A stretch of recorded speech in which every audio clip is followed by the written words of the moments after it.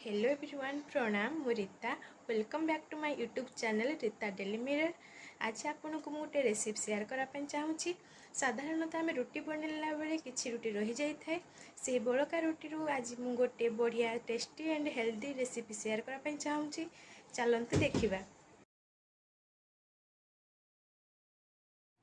बासी रुटी आम देह बहुत हितकर। बासी रुटी खाइबा द्वारा पेटरे विभिन्न समस्या दूर होता है और डायबिटीज पेसेंट पाई बासी रुटी खाइबा बहुत भल।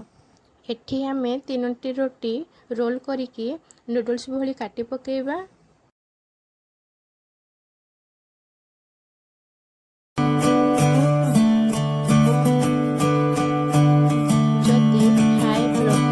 पेसेंट मॉर्निंग ब्रेकफास्ट रे ठंडा क्षीर सह बासी रोटी खाइले देह पाई बहुत हितकर। यह रक्तचाप को नियंत्रण करने सहित शरीर को शक्ति मध्य जोगाई थाए। जदि high blood pressure patient morning breakfast रे ठंडा क्षीर सह बासी रोटी खाइले देह पाई बहुत हितकर। यह रक्तचाप को नियंत्रण करने सह शरीर को शक्ति मध्य जोगाई थाए।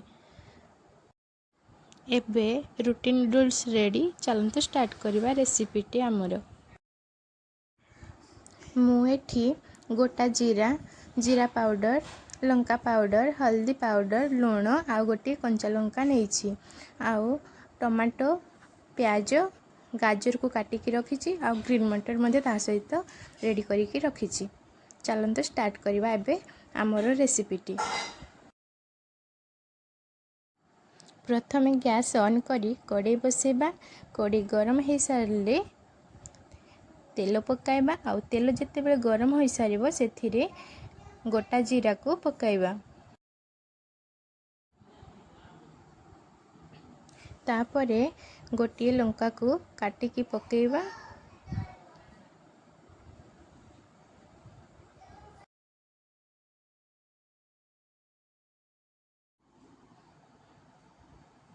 तापरे कटा होइथिबा प्याज को पकेइबा।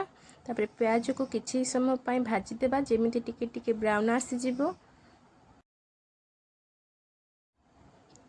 तापरे एथिरे कटा होइथिबा गाजर को पकेइबा। परिबा सबु पकाई सारिबा परे ए सबु भल भाबरे मिसाई देबा। आपण माने चाहिए एथिरे निज पसंदर परिबा पकाई पारिबे। तापरे मु ग्रीन मटर ऐड करि देली। तापरे ए सबु को हम भल भाबरे मिक्स करि देबा।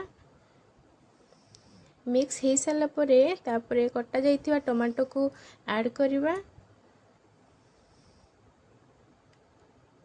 तापरे ए सबु को भल भाबरे मिसे कि स्वाद अनुसार लुण पकेइबा। हाफ चामच हल्दी पाउडर पकेइबा। हाफ चामच लंका पाउडर पकेइबा।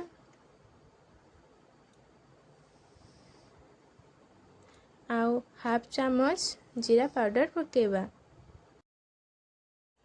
परिबा को भल भाबरे मिसाई देई लो फ्लेम रे गैस को रखिकी परिबा सिझिबा पर्यंत भाजिबा।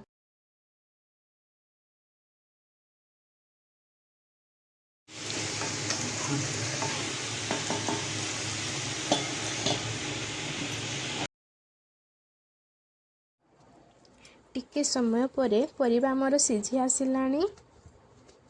तापरे आमे गोटे चामच चिली सॉस आउ गोटे चामच टमाटो सॉस आउ हाफ चामच सोया सॉस ऐड करिबा।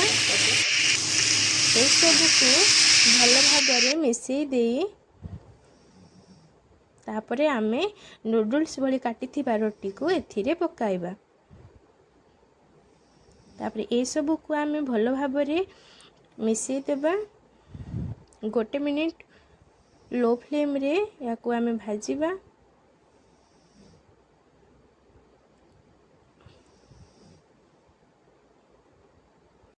रोटीर एटा होची गोटे बढ़िया रेसिपी जहाँ को खूब सहजरे या को तैयारी करि पारिबे।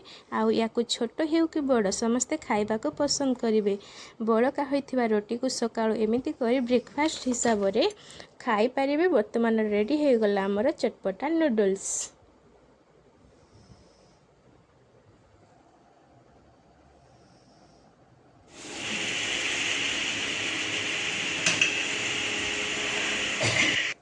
एबे आको सर्व करदेबे।